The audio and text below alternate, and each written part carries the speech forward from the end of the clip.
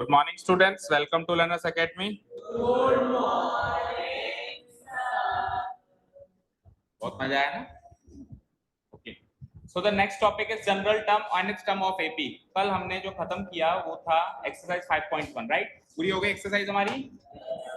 Exercise 5.1 के बाद exercise 5.2 का इंट्रोडक्शन की बात करें तो दो एक्सरसाइजेस आती हैं इसमें. एक तो आती है एक एपी की किसी भी टर्म की बात करेगा वो, जैसे 63rd टर्म की बात कर लेगा, जैसे 56th टर्म की बात कर लेगा, जैसे 102nd टर्म की बात कर लेगा.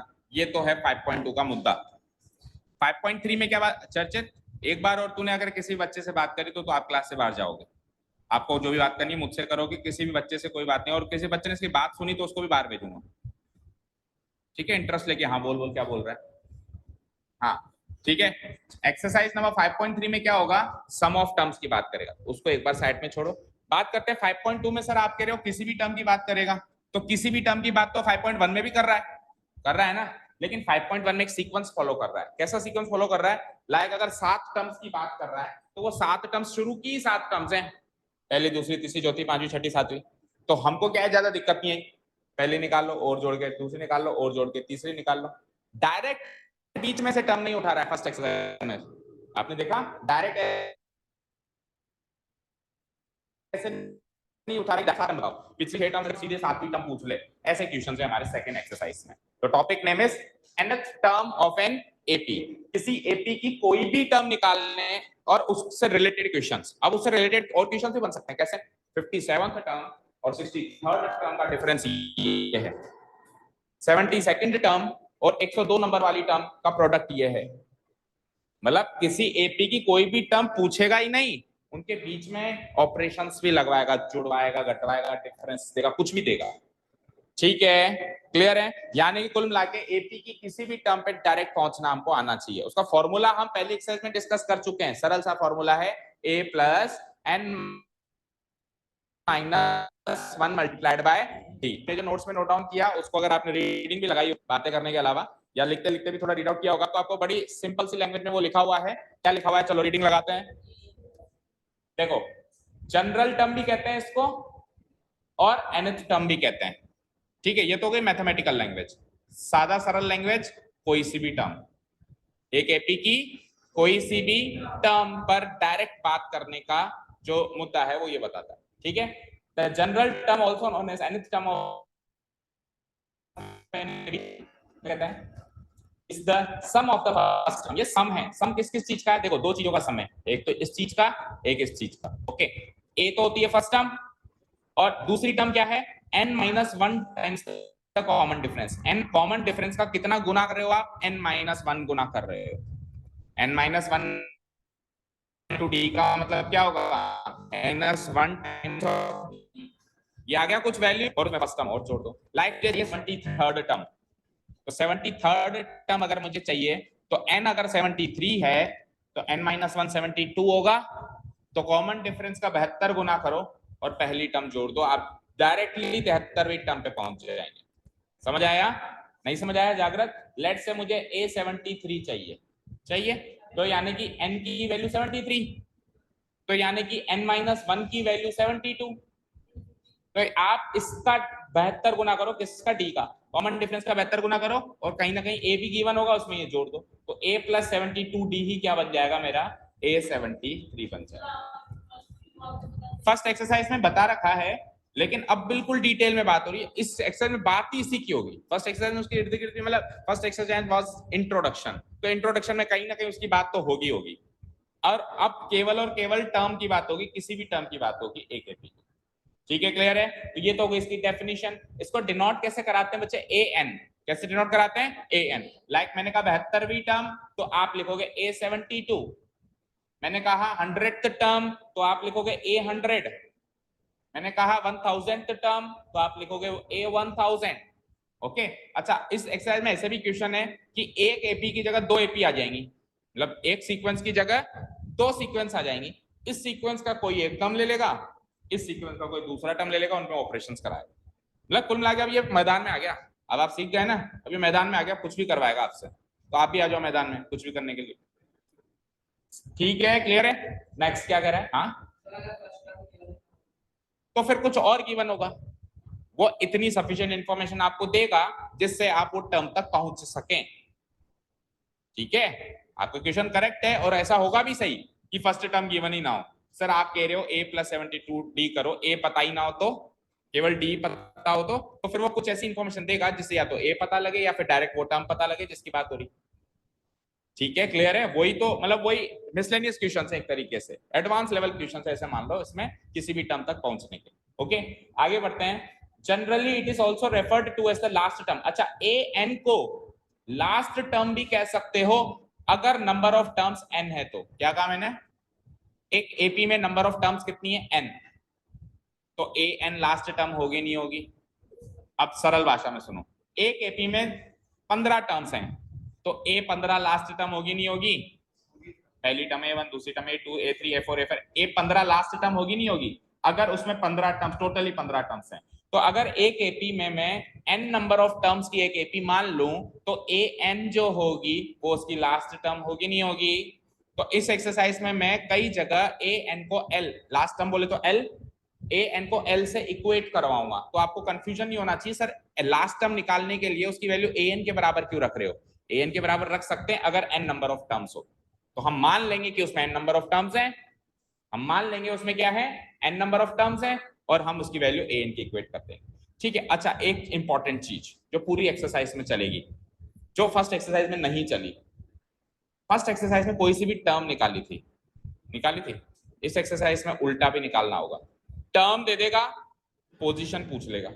लाइक मैंने कहा 7वीं टर्म बताओ, तो 7 नंबर तो उसकी पोजीशन है, टर्म तो आपको पता करनी है ना। अब इस एक्सरसाइज में टर्म दे देगा और कहेगा बताओ कौन से नंबर पे है, इसकी पोजीशन बताओ। समझ गए क्या? जैसे मैंने कहा एक एपी है, इसमें 10,063 कौन से नंबर पे आएगा?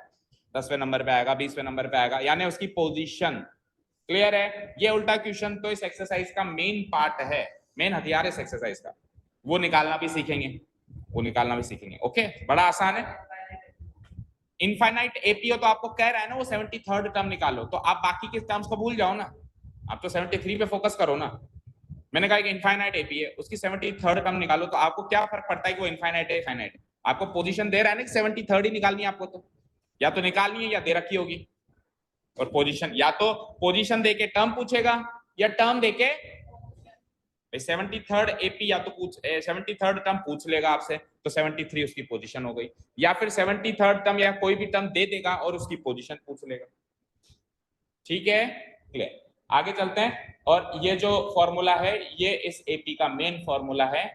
एल को an से इक्वेट क्यों किया ये समझ में आ गया होगा। एल को an से इक्वेट क्यों किया? n नंबर ऑफ एपी में, n नंबर ऑफ टर्म्स वाली एपी में लास्ट टर्म an ही होती है, और an का फॉर्मूला जो हम फर्स्ट एक्सरसाइज से डिस्कस कर रहे हैं क्या होता है? a + n-1 × d। जिस भी टर्म तक पहुंचना है उसमें से एक कम करके कॉमन डिफरेंस का उतने गुना कर दो, और साथ में पहली टर्म तो जुड़ेगी ही जुड़ेगी, स्टार्टिंग कहां से भी वो तो जुड़ेगी ही जुड़ेगी। आगे सुनो, यहाँ पे n की वैल्यू हर हाल में एक नेचुरल नंबर होनी चाहिए कि नहीं होनी चाहिए? यानी 1 2 3 ये चीज भी हम पहले डिस्कस कर चुके हैं, यानी कि n यहाँ पे ऐसे नहीं हो सकता कि a 2.2, ऐसे कैसे होगा? a 2.2 या तो a2 होगा या a3 होगा, या तो सेकंड टर्म होगी या थर्ड टर्म होगी, या तो तीसरी टर्म होगी या चौथी टर्म होगी। मैं कहूँगा 3.5वीं टर्म बता या 3.25वीं टर्म बता।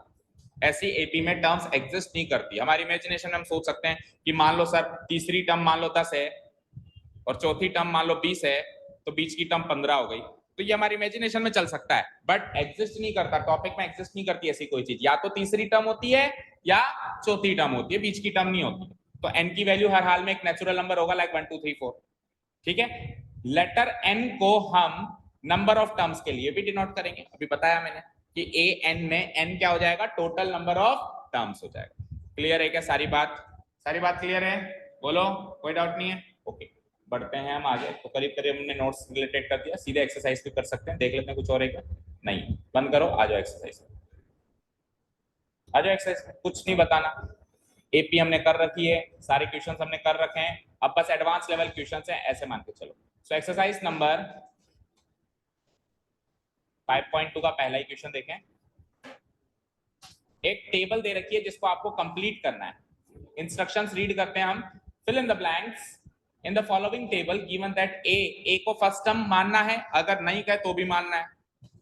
स्टैंडर्ड फॉर्म में तो है ना। डी को कॉमन डिफरेंस मानना है, नहीं का तो भी मानना है। ए एन को ए एन और nth टर्म, ए एन को nth टर्म मानना है, वो नहीं कहेगा तो भी पता है कि ए एन क्या होती है, एन नंबर की टर्म होती है। फाइन। अब देखो हमने जनरल अभी फॉर्मूला क्या सीखा जनरल टर्म का, बताना किसी को याद हुआ तो।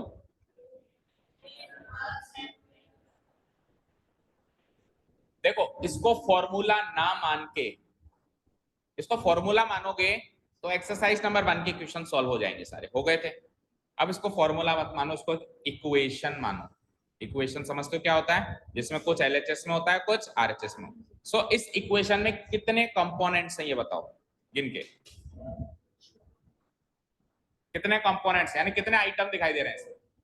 तीन ही, चार, चार गिनो, बोलो भव्य। तीन, कौन कौन से बताना, तीन आइटम गिनाओ। क्या? वन, वन तो बेटा नंबर है। देखो पहला आइटम ए एन, दूसरा आइटम ए, तीसरा आइटम एन, चौथा आइटम डी। चार आइटम, डी की वैल्यू हो सकती है, एन की वैल्यू हो सकती है, ए की वैल्यू हो सकती है और ए एन की वैल्यू भी हो सकती है। तो इन चार आइटम में से कोई भी तीन आइटम देके चौथा आइटम पूछने का वो अधिकार रखता है। समझ गए क्या? इन चार आइटम में से कोई भी तीन आइटम देकर, मान लो मैं ए एन की वैल्यू दे दूं, मैं ए की वैल्यू दे दूं, मैं डी की वैल्यू दे दूं, तो क्या आप एन की नहीं निकाल सकते क्या पुटअप करके? इक्वेशन सॉल्व करना नहीं आती क्या? आती है ना, चीजों को उधर उधर फेंकना तो आता है ना, वही करना है। ठीक है, तो पहला क्वेश्चन देखो, हर एक क्वेश्चन में तीन आइटम है, चौथा मिसिंग ये हो गया। इसमें एक दो तीन आइटम है, चौथा मिसिंग। बस इन आइटम्स को इस फॉर्मूले में पुटअप करे जाओ, चौथा आइटम मिसिंग पार्ट मिलता चला जाएगा। समझ गए? Let's take the first question. First question में तो उसने एक्सरसाइज नंबर 1 का ही पार्ट दे दिया। एक्सरसाइज नंबर 1 में वो टर्म पूछता था, इसमें भी टर्म पूछ, ए एन पूछ लिया तो यानी कि टर्म पूछ लिया। देखो ए एन पूछ ले तो मानना कि टर्म पूछ रहा है, और एन पूछ ले तो मानना कि पोजीशन पूछ रहा है। समझे क्या? ए एन पूछ रहा है दैट मींस टर्म पूछ रहा है, जैसे चौथी टर्म बताओ, 10वीं टर्म बताओ, 20वीं टर्म, जैसे ए एन पूछ ले। और अगर उसने एन पूछ लिया, ए एन दे दिया यानी टर्म तो दे दी, और एन पूछ लिया तो एन तो उसकी पोजीशन है ना, नीचे लगी हुई है वो तो उसकी पोजीशन है ना। जैसे मैंने कहा A23, तो 23 उस टर्म की पोजीशन है। तो अगर एन की वैल्यू पूछ ले तो समझ जाना उल्टा क्वेश्चन आ गया। ये क्या आ गया? अब पोजीशन पूछ रहा है, अब टर्म नहीं पूछ रहा है, अब क्या पूछ रहा है? पोजीशन। देखो ए एन में और एन में वैल्यू एन की सेम होगी, बिल्कुल सेम होगी, लेकिन जब मैं लिखता हूं A7, तो A7 तो टर्म है, उसका जो आंसर होगा उसके उस टर्म पे, सातवें टर्म पे जो रखा हुआ है वो उसका आंसर होगा। 100 रखा हुआ है, 200 रखा हुआ है, 300 रखा हुआ है। लेकिन n क्या होगा? n का आंसर 100, 200, 300 नहीं होगा, n का आंसर तो 7 होगा। n तो उसकी पोजीशन है ना। मुझे एक चीज बताओ, मुझे एक चीज बताओ, मान लो कुछ टर्म्स रखी हुई है और यहाँ पे 100 रखा हुआ है, यहाँ पे क्या रखा हुआ है? 100। अभी 1 2 3 4 5वीं टर्म है, तो ये A5 हुआ, ये A5 हुआ क्या? तो A5 का आंसर पूछ ले तो आंसर 100 है। लेकिन अगर आपसे पूछ ले कि ए एन 100 है, बताओ n क्या है, तो अब आंसर 5 है। अब आपको टर्म दे दी 100, इसमें n की वैल्यू पूछ ली यानी किसी पोजीशन बताओ, तो इसका आंसर क्या हो जाएगा? 5। तो n की वैल्यू पूछे तो पोजीशन पूछ रहा है, और ए एन की वैल्यू पूछे तो एक्चुअल टर्म पूछ रहा है कि उस पोजीशन पे बैठा कौन है। अभी क्लियर है? बोलो yes, इधर से बोलो जीविका, कंफ्यूजन है? अगर ए एन पूछ ले तो यानी कि ऊपर कौन बैठा है ये पूछा जा रहा है, और अगर एन पूछ ले तो ये पूछा जा रहा है कि ये जो ऊपर बैठा है ये कौन से नंबर पे बैठा है, 5वें नंबर पे बैठा है, तो आंसर 5। ये डिफरेंस है। ओके, समझ आया? चलो अब क्वेश्चंस करते करते आ जाएगा, अगर नहीं भी आया और फिर भी डाउट हो तो पूछ लेना। जैसे पहला क्वेश्चन करते हैं, उसमें जो जो चीजें गिवन है वो लिख देता हूं मैं। Here it is given that, निकाल लिया कई बच्चों ने, क्योंकि इजी से क्वेश्चन से स्टार्टिंग है 4-5, तो फिर थोड़े लेवल के क्वेश्चन, वो इजी क्वेश्चन तो आज खत्म करो ताकि लेवल के कल से स्टार्ट करो। Here it is given that, बोलो ए क्या गिवन है? 7, डी क्या गिवन है? 3, एन क्या गिवन है? 8, और ए एन क्या गिवन है? क्वेश्चन मार्क, पता लगाना है। ठीक है, ये क्वेश्चन सेट हो गया। जस्ट राइट द रिलेशन, उसको रिलेशन मान लो या एक फॉर्मूला या एक इक्वेशन मान लो, है ना। Now we know that we know that. What do we know? We know an equation related to general term, which is an equal to a plus n minus 1 multiplied by d. Yes or no?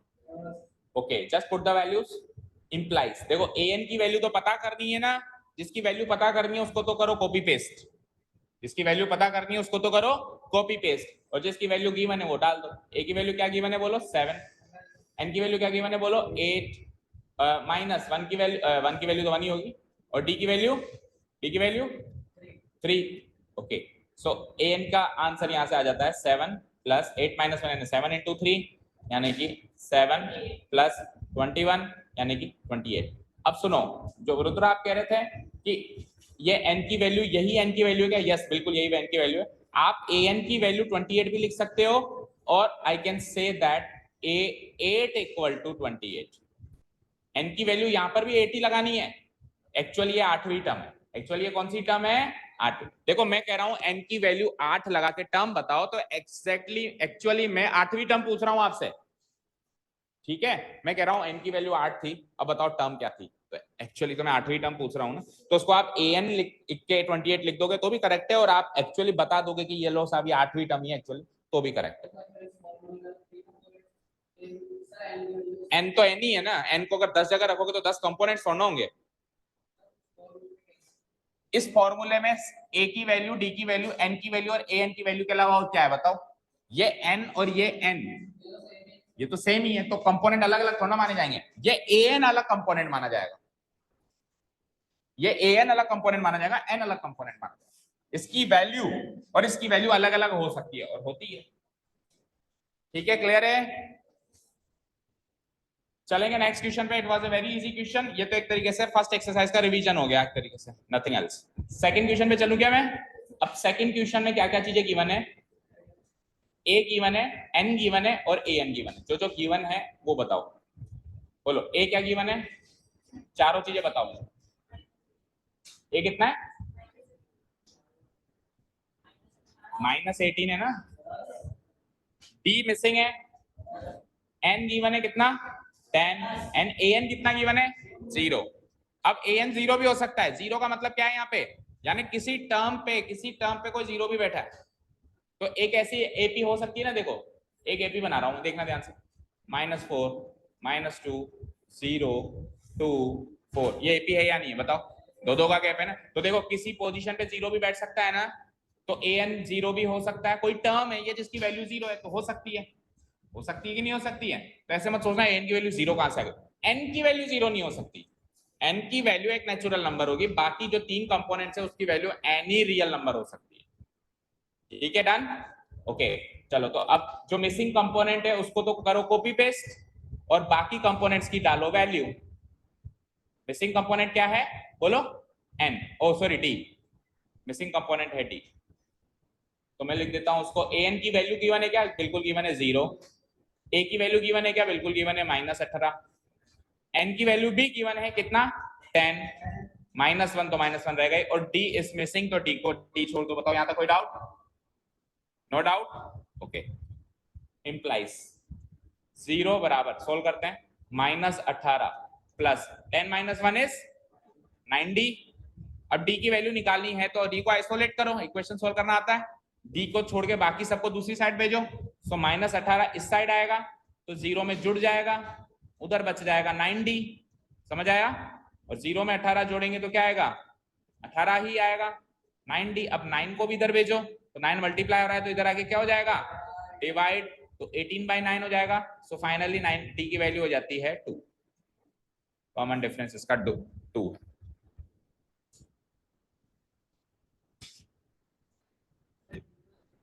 बिल्कुल हो सकता है, कौन मना कर रहा है? n को छोड़ के बचे हुए 3 कंपोनेंट्स कुछ भी हो सकते हैं, एनी रियल नंबर, बस n नेचुरल नंबर होगा. Okay, done. कोई डाउट? हो गया note down? Tell me the third one. मुझे अब ऐसा बताओ जिसमें है ना n मिसिंग हो, फिर बाकी होमवर्क है. n मिसिंग है क्या किसमें? बस सीधा 4th पे चलो, क्योंकि वो सबसे इंपॉर्टेंट है. n मिसिंग होने का मतलब पता है क्या है? पोजीशन पूछ रहा है. तो मैंने क्या कहा? उल्टा क्वेश्चन है. टर्म देकर पोजीशन पूछना, और पूरी एक्सरसाइज करीब करीब 60 to 70% आगे क्वेश्चन उसी से भरी पड़ी है जिसमें पोजीशन पता करनी पड़ती है। ठीक है, तो एन निकालना है ना, पोजीशन निकाल। ओके, सो बता दो वो फोर्थ वाला जो भी है, बोलो। ए क्या है उसमें, माइनस का 18.9, डी क्या है उसमें, एंड एन क्या है उसमें मिसिंग है, और टर्म क्या है 3.6। चलो just put the values.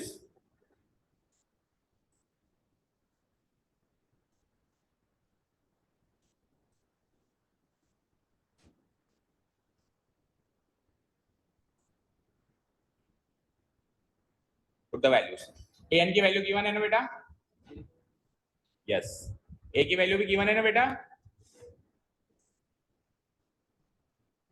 Plus N की वैल्यू मिसिंग है क्या, तो एन को एन ही छोड़ना पड़ेगा, और डी की वैल्यू 2.5 यानी इंटू 2.5। बताओ यहां तक कोई डाउट किसी को भी? वैल्यूज पुटअप कर दिया मैंने, यहां तक कोई चीज समझ में नहीं आया तो पूछो, और इस क्वेश्चन को इंपॉर्टेंट मार्क करो। मतलब कुल मिला के जिस भी क्वेश्चन में एन निकालना है, पोजीशन निकालनी है, वो अपने आप में इंपॉर्टेंट। ठीक है, लिख लिया यहां तक?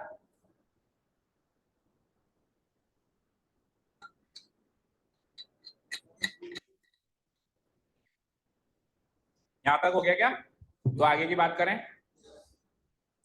इसके आगे चलने के दो रास्ते हैं, मतलब यहां से एन की वैल्यू निकालने के, यहां से इस पोजीशन से एन की वैल्यू निकालने के दो रास्ते हैं, एक बेसिक रास्ता, एक एडवांस रास्ता। पहले बात करते हैं बेसिक रास्ते की। ठीक है, पहले बात करते हैं बेसिक रास्ते की, फिर थोड़ा सा एडवांस रास्ते की बात करेंगे, क्योंकि उससे जल्दी हो जाता है एडवांस। ठीक है, बेसिक रास्ता क्या कहता है भैया, बोर्ड मास लगाओ। ये सीखा है बचपन से, बोर्ड मास लगाऊंगा मैं, तो बोर्ड मास लगाऊंगा तो देखो इसको तो एज इट इज छोड़ दो, उधर आ जाओ। सबसे पहले 2.5 को n से मल्टीप्लाई करो, फिर 2.5 को -1 से मल्टीप्लाई करो, फिर उसके साथ ये कुछ जोड़ो, फिर कुछ कुछ जोड़ो, फिर इधर भेजो और वहां से n निकालो। ये तो है बोर्ड मास तरीका। शुरू करो इससे एक बार, जो जो मैंने कहा। 3.6 को नो चेंज, -18.9 नो चेंज। बोलो n इंटू 2.5 क्या होगा, 2.5n, यस और no? 2.5 into n 2.5n, and 2.5 into -1 क्या होगा, माइनस का 2.5। यहां तक कोई डाउट? जी का यहां तक कोई डाउट? ओके, अब इन दोनों को सॉल्व करेंगे। नंबर से सॉल्व होगा, n की वैल्यू से सॉल्व होगी। सो इन दोनों को सॉल्व कर देते हैं। सो इट इज लाइक 3.6 में अभी भी नो चेंज, एंड -18.9 में -2.5 सॉल्व करेंगे तो क्या आएगा बताओ, minus minus plus, but sign रहेगा माइनस का। जोड़ो इन दोनों को, 9 और 5 14, 19 और 2 21, 21.4 माइनस का, आगे क्या बचता है प्लस 2.5n। बोलो Kritika and Vidhi, what confusion? बोलो बोलो बोलो। हाँ, -21.4 प्लस 2.5n, क्लियर? अब -21.4 छोड़ दो उसको, इधर दो, इधर ध्यान दो। -21.4 को इधर भेजेंगे, तो इधर भेजेंगे तो प्लस का हो जाएगा, कैसे? 3.6 प्लस 21.4, उधर क्या बचता है? ओके, अब इन दोनों को ऐड कर दूंगा, तो इन दोनों को ऐड करूंगा तो 21 और 3 24, और 0.6 0.4 1 हो गया, 24 और 1 25, कैसे भी जोड़ लेना, 25 आ जाएगा, इक्वल टू व्हाट, 2.5n। अब n की वैल्यू निकालेंगे तो क्या होगा, n equal to 25 divided by 2.5। 2.5 का मतलब क्या होता है, 25/10, या ऐसे मानो इसका एक डेसिमल है तो एक जीरो ऊपर आ जाएगा, तो 25 इंटू 10, और नीचे भी 25, 25 से 25 खत्म, n की वैल्यू क्या आ गई 10, यानी 10वें नंबर की टर्म है 3.6। पहली टर्म, दूसरी टर्म, तीसरी टर्म, 3.6 कौन से पायदान पे बैठेगी, 10वें पायदान। ठीक है, अब हालांकि इतनी डिटेल नहीं लिखनी, लेकिन हमको तो बस फाइनल आंसर लिख देना है n इक्वल टू 10। लेकिन लिखने के बाद हमको पता होना चाहिए ये कोई ऐसी एपी चल रही है जिसपे 10वें नंबर पे, जिसकी पहली टर्म तो ये है, और फिर डाई डाई जुड़ता जा रहा है, 2.5 2.5 2.5 जुड़ता जा रहा है। ऐसे करते करते करते 10 बार में जोड़ दूंगा तो 10वें नंबर पे कौन आता है मेरे पास, 3.6 आता है। यहां तक कोई डाउट? ये बेसिक तरीके से कोई दिक्कत? अगर किसी को भी कुछ भी ना आए तो ये तो कर ही लेगा, मतलब और कुछ ना समझ में आए तो ये तो मेथड कर ही लेगा। अब दूसरा तरीका करें, दूसरे तरीके में यहां तक तो कोई चेंजेस है नहीं, ये तो वैल्यूज तो पुटअप करनी ही पड़ेगी ना, बताओ। यहां तक तो कोई चेंजेस है नहीं। इसके बाद मैं थोड़ा सा स्लाइटली डिफरेंट सोच रहा हूं, तो सुनो ध्यान से। अब मैं कहने वाला हूं जो, देखो, जब अपन एलएचएस के अंदर कुछ सॉल्यूशन कर रहे हैं या आरएचएस के अंदर कुछ सॉल्यूशन कर रहे हैं, तो एलएचएस में भी बोर्ड मास लगाना पड़ता है, आरएचएस में बोर्ड मास लगाना पड़ता है। भाई अभी जैसे मैं आरएचएस में कुछ सॉल्यूशन कर रहा था तो बोर्ड मास के अकॉर्डिंग ही गया ना, पूरा पैटर्न बोर्ड मास के अकॉर्डिंग ही गया, नहीं गया। और एलएचएस में कुछ सॉल्व करने के लिए था ही नहीं, तो एज ए टेस्ट लिख दिया। मान लो एलएचएस में भी कुछ सॉल्व करने के लिए होता तो इधर भी बोर्ड मास के अकॉर्डिंग ही सॉल्व होता, ये रूल है। बट जब हम चीजों को एलएचएस से आरएचएस, मौलिक इधर ध्यान दो, या आरएचएस से एलएचएस में फेंकते हैं आइसोलेट करने के पर्पज से, तब बोर्ड मास का अपोजिट रूल फॉलो होता है। क्या कहा मैंने? बोर्ड मास का उसमें उल्टा करते हैं। मान लो एक मल्टीप्लिकेशन करना है, एक एडिशन करना है, तो उसको अगर सॉल्व करना है तो पहले मल्टीप्लिकेशन सॉल्व होगा, बाद में एडिशन सॉल्व होगा। लेकिन उसको उधर उधर फेंकना है, एलएचएस से आरएचएस में फेंकना है, तो पहले एडिशन वाला जाएगा, बाद में मल्टीप्लिकेशन वाला जाएगा। तो बोर्ड मास का अपोजिट रूल फॉलो होगा नहीं होगा? फॉर एग्जाम्पल, मान लो मेरे पास है 2x + 3 = 6, 2x + 3 = 6। मुझे x की वैल्यू चाहिए, तो पहले 2 को भेजोगे या 3 को भेजोगे? क्यों? ये तो ऐड हो रहा था और ये मल्टीप्लाई हो रहा है, तो पहले एडिशन को भेज रहे हो, बाद में मल्टीप्लिकेशन को भेज रहे हो। तो बोर्ड मास का अपोजिट रूल फॉलो हो रहा है नहीं हो रहा है? हो रहा है ना, बोर्ड मास का अपोजिट रूल फॉलो हो रहा है। तो मैं क्या करूंगा, इस स्टेप के बाद बोर्ड मास का अपोजिट रूल फॉलो करके n को आइसोलेट करने की कोशिश करूंगा वहीं से, और उससे क्वेश्चन बहुत इजीली और कैलकुलेशन बहुत इजी हो जाएगी हमारी। ठीक है, देखो कैसे। अब मुझे बताओ, इस वाली स्टेप के बाद ध्यान से देखो और मुझे बताओ, इस वाली स्टेप के बाद n को मुझे आइसोलेट करना है। ये n दिख रहा है सबको, तो पहले किसको मैं आरएचएस में भेजूं? बोर्ड मास का अपोजिट रूल फॉलो करो। देखो ये बेचारा तो मल्टीप्लाई हो रहा है और ये ऐड हो रहा है, तो पहले एडिशन जाएगा उल्टा रूल के हिसाब से। सो -18.9 इधर आ जाएगा, तो क्या हो जाएगा यहाँ पे? 3.6 + 18.9 होगा। उधर क्या बचेगा? n-1 × 2.5। बोलो कोई डाउट? इन दोनों को ऐड करो। 9 से 15 25, 9 से 15 होता है, 9 से 15 1903 22.5 आ गया यहाँ पे, है ना। और यहाँ पे n-1 × 2. अब अगेन n को मुझे आइसोलेट करना है, तो ये तो माइनस हो रहा है और ये मल्टीप्लाई हो रहा है, तो पहले मल्टीप्लाई वाला जाएगा, बोर्ड मास का अपोजिट रूल। तो इंटू 2.5 को उधर भेज दो, तो उधर जाके क्या हो जाएगा? वो डिवाइड 2.5। अब उधर कौन बचा? Only n-1। 22.5 को 2.5 से डिवाइड करके देख लेना, 25 की टेबल आनी चाहिए। 25 9 जा 225 होता है, 25 9 जा क्या होता है? 225 होता है। तो इधर क्या आया? 9, और उधर क्या बचा? अब -1 को इधर भेजो, तो +1। 9 + 1 की वैल्यू क्या आ गई? n की वैल्यू क्या आ गई? ठीक है। आप 10 क्वेश्चन इस अप्रोच से और इस अप्रोच से करके देखो, आपको बस इस अप्रोच की प्रैक्टिस होनी चाहिए। आप ये पाएंगे कि n की वैल्यू निकालने के लिए इससे बेस्ट अप्रोच है ही नहीं। सबसे पहले क्या करो पता है? फर्स्ट टर्म को इधर भेजो। अब आप सिंपल से देसी भाषा में याद रखो, सबसे पहले फर्स्ट टर्म को भेजो, बाद में कॉमन डिफरेंस को भेजो, और जो आंसर आए लास्ट में +1 करो। समझे क्या? सबसे पहले फर्स्ट टर्म को टर्म के पास भेजो, an के पास, प्लस या माइनस, जो भी, माइनस है तो प्लस हो जाएगा, प्लस है तो माइनस हो जाएगा। कॉमन डिफरेंस हमेशा डिवाइड होता है, वो तो फिक्स है। कॉमन डिफरेंस हमेशा डिवाइड होगा, जो भी आंसर है उससे कॉमन डिफरेंस डिवाइड करो, और लास्ट में बस +1 करना है, वो तो फिक्स हो गया, क्योंकि n-1 फिक्स है, तो इधर आके उसका +1 होना फिक्स है। समझे क्या? तो दोनों अप्रोचेस आप नोट करो। आगे से हम n की वैल्यू जब भी निकालनी होगी तो इसी अप्रोच से निकालेंगे, ना कि उस अप्रोच से। मेरा सजेशन है, मानना ना मानना आपका काम। ठीक है, चलो अभी तो दोनों अप्रोचेस नोट करो, अप्रोचेस नोट करो फटाफट।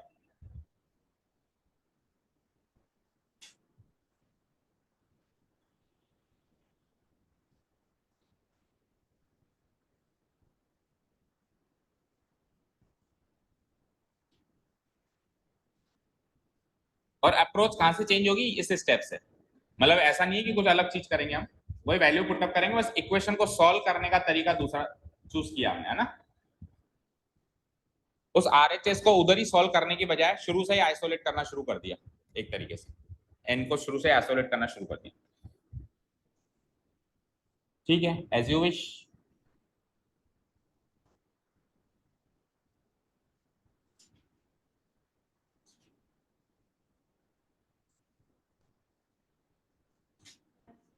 हो गए दोनों चीजें नोट। अब इस क्वेश्चन में कितने क्वेश्चन बचते हैं, कितने पार्ट्स बचते हैं? तो इसको डिलीट कर दूं क्या जल्दी?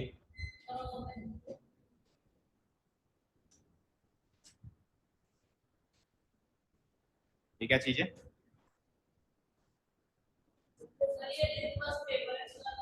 कौन सा पेपर? लिटमस। लिटमस इससे क्या होता है? एसिड डलता है इसमें।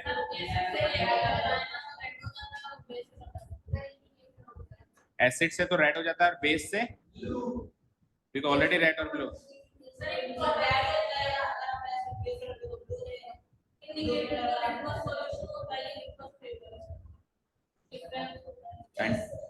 साइंटिस्ट बन गए तुम लोग, अच्छी बात है, आपको आता है, आपको प्रैक्टिकल नॉलेज होनी चाहिए। टू बी फ्रैंक हमको नहीं थी, जब हम क्लास 10th में थे तो हम मैथ्स को छोड़ के बाकी सब रटते थे, मैथ्स और इंग्लिश को छोड़ के, क्योंकि हो सकता है कि हमको उस टाइम ऐसा अच्छा टीचर नहीं मिला जितना अच्छा आपको मिल रहे हैं आज की तारीख में, जो प्रैक्टिकली करके बता रहे हैं हर चीज। हमको तो कहते थे पहले का आंसर यहाँ से लेके यहाँ तक है चैप्टर के अंदर, दूसरे का आंसर यहाँ से लेके यहाँ तक है, रट लो। क्या हुआ सर इसमें, मुझे भी नहीं पता। तो उस दौर से गुजरे हम तो, और हमारे पास ऑप्शन नहीं था, क्यों और कोई टीचर्स ही नहीं होते थे। इमानुएल की नहीं बुराई कर रहा हूं मैं, उस दौर की बुराई कर रहा हूं। उस दौर में छोटे शहरों में फैसिलिटीज इतनी थी, और इमानुएल की क्यों बुराई करूंगा? इमानुएल के पास भी सर्वे वो मतलब एक तरीके से साधन इतने ही थे, बच्चे कम थे, फीस कम आती थी, फीस कम आती थी तो अच्छे टीचर हायर नहीं होते थे, सारी बातें ये। तो मैं किसी एक चीज की बुराई नहीं कर रहा, वो दौर ही ऐसा था, उसमें हर चीज कनेक्ट ही ऐसे होती थी, है ना। समझाना तो छोड़ो, अंग्रेजी पढ़ना ही नहीं आता था कहीं को, है ना, टीचर्स को ही बन छोड़ो, क्या बात करनी उस दौर की जिस दौर में हम थे। आ जाओ, third and fifth will be homework, third and fifth will be homework, mark कर लेना, डाउट है तो पूछ लेना, ओके। चलो सेकंड क्वेश्चन देखते हैं। हाँ बोलो। Choose the correct choice in the following and justify. दो क्वेश्चन हैं, आपको चार ऑप्शन दिए हुए हैं, तो चार ऑप्शन दिए हुए हैं, इसको तो भूल जाओ, आपको तो दो क्वेश्चन सॉल्व करना है, ऐसे याद रखो, ओके। 30th टर्म चाहिए, तो देखो एक और हिंट लो, जिसके आगे टीएच लगा हुआ है, जिसके आगे टीएच लगा हुआ है, जिसके भी आगे लगा हुआ है वो एन की वैल्यू है। 30th टर्म पूछ रहा है, 30वीं टर्म पूछ रहा है, तो एन की वैल्यू 30 लगाओगे? बोलो। कॉमन डिफरेंस के आगे टीएच लग सकता, कॉमन डिफरेंस के आगे टीएच लगा सकती होगा। मैं ऐसे कह सकता हूँ कि इसका कॉमन डिफरेंस 30th है, नहीं कॉमन डिफरेंस तो 30 है, ऐसे ही बोलूंगा ना। मैं फर्स्ट टर्म भी ऐसे बोलूंगा, इसकी फर्स्ट टर्म 30 है। हाँ मैं 30th टर्म कह रहा हूं, दैट मींस एन की वैल्यू वहां पे पोजीशन 30 है।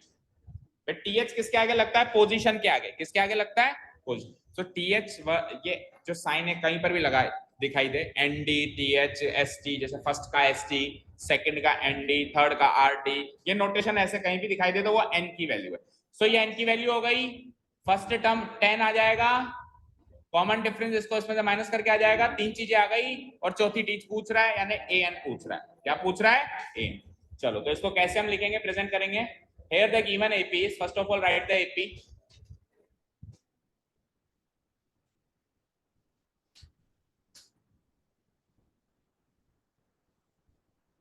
Ten, 7, 4 and so on. ठीक है, this is the given AP. So इस AP के हिसाब से क्या, इस AP के हिसाब से A क्या हो जाएगा? 10। ठीक है, क्योंकि A क्या होता है सर? A है ना, A1 ही होता है, तो A1 क्या है? 10। और D क्या होता है सर? A2 माइनस A1 होता है, तो A2 माइनस A1 करूंगा तो 7 माइनस 10 कर दूंगा, यानी -3। तो जैसे ही AP मिल जाए सबसे पहले A और D निकालो, जैसे ही AP मिल जाए सबसे पहले ये दो बातें निकाल लो, A और D। अगर AP गिवन है तो A और D तो निकल जाएगा, आसानी से निकल जाएगा। अब दो कंपोनेंट्स तो बड़ी आसानी से निकल जाते हैं, A और D। अब N और AN चार कंपोनेंट्स है ना, A D N AN, चार कंपोनेंट्स कौन से हैं? A D N AN। A और D तो AP देख के निकल गए, अब बचे क्या? N और AN। अब बस कंफ्यूजन ये है कि सर N गिवन है और AN पूछा है, या AN गिवन है और AN पूछा है। तो सुनो भाई, टीएच लगा हुआ है तो वो एन गिवन है, तो बचा क्या, ए एन, वही पूछा होगा। 4 के अलावा पांचवा कंपोनेंट तो है ही नहीं ना। बोलो, आपसे 30th टर्म पूछ रहा है, दैट मींस वो एन की वैल्यू है। तो अब 3 कंपोनेंट आ गए, तो चौथा कंपोनेंट कौन सा होता है मिसिंग, ए एन। यानी कि इस क्वेश्चन को भी पिछले क्वेश्चन की तरह कन्वर्ट कर दिया मैंने, और ए एन निकालना है, ए 30 निकालना है या ए एन निकालना है। एन की वैल्यू 30 हो गई तो एक तरीके से ए 30 निकालना है। समझ गए क्या? ठीक है, अभी तक सब समझ आ रहा है? चलो, so now we know that, just write the relation and find the answer. Now we know that a n is equal to a plus n minus 1 into d होता है हाँ ठीक है। That is, just put the values, n की value 30 put up करी तो ये a 30 हो गया, a की वैल्यू 10 पुट अप करी, n की वैल्यू अगेन 30 पुट अप करी, -1 रहेगा, d की वैल्यू क्या है, -3। ओके, सो a 30 की वैल्यू निकालते हैं। 10 प्लस 30 माइनस 1 कितना होगा, 29 मल्टीप्लाइड बाय व्हाट, -3। 29 3 जा 87, और माइनस का लगा हुआ है तो -87, तो इट इज, कौन कह रहा था -97 हो गए, -97 हो गए। ले डूबेगा किसी दिन और कॉन्फिडेंस तेरे को। अब सुनेगा थोड़ा ना वो, अब नहीं सुनेगा, अब नहीं सुनेगा। Okay, -77 is the correct answer and not -97. So please don't be overconfident. Confidence is good, overconfidence is very very dangerous. समझ आया? कोई कंफ्यूजन? फर्स्ट क्वेश्चन की तरह कन्वर्ट कर दिया मैंने, वो लैंग्वेज कुछ भी यूज करे आप, तो फर्स्ट क्वेश्चन की तरह सबको कन्वर्ट कर दो। 4 कंपोनेंट्स, 4 में से 3 गिवन होंगे, कहीं ना कहीं छुपे हुए होंगे, ढूंढने, और एक मिसिंग होगा, और एक मिसिंग होगा। सेकंड, इसका भी होमवर्क मार्क करो, सिमिलर पैटर्न है, 11th टर्म पूछ रहा है, तो n की वैल्यू क्या हो गई, बोलो 11, a की वैल्यू क्या हो गई, बोलो -3, और d निकालना है, d निकालो फटाफट, -1/2 -3। समझ आया? ये माइनस है ना, देखो -1/2, उसमें से फिर माइनस करो -3, इसको सॉल्व करो, so it is like -1/2 minus minus plus, ठीक है। सो एलसीएम 2 ले लो, सो -1 3 2 जा 6, -1 + 6 इज 5/2, 5/2 डी आ गया। अब क्या है, a11 पूछ रहा है आपसे, सो a11 क्या होता है, a + 10d। भाई 11th टर्म पूछ रहा है ना, दैट मींस वही a11 पूछ रहा है, जो कि क्या हो जाएगा, a + 10d। a है, d है, निकालो, a क्या है, -3 + 10 × d क्या है, 5 on 2, 2 से 1, 2 से 5 गया, इट इज लाइक -3 + 5 5 जा 25, और -3 + 25 इज 22, ऑप्शन बी। ठीक है, और इसकी जो फॉर्मेलिटीज है वो होमवर्क है, आंसर मैंने करके बता दिया है, वीडियो से रेफर कर सकते हो धीरे धीरे स्टॉप करके अगर नहीं समझ आ रहा। ठीक है क्या, क्लियर है? अब क्वेश्चन नंबर 3 से हालात बदल रहे हैं, जज्बात बदल रहे हैं। ठीक है, हाँ कल करेंगे, सुन तो लो हालात और जज्बात कौन से होंगे। अभी तक हालात और जज्बात ऐसे थे कि सर जनरल टर्म फॉर्मूला, सुन लो बात सुन लो, जनरल टर्म फॉर्मूला में कुल मिला के 4 चीजें होती हैं, 4 कंपोनेंट्स होते हैं, उसमें से कोई भी 3 कंपोनेंट पूछ के वो देकर वो एक कंपोनेंट पूछ लेगा। अभी तक के क्वेश्चन ऐसे चले।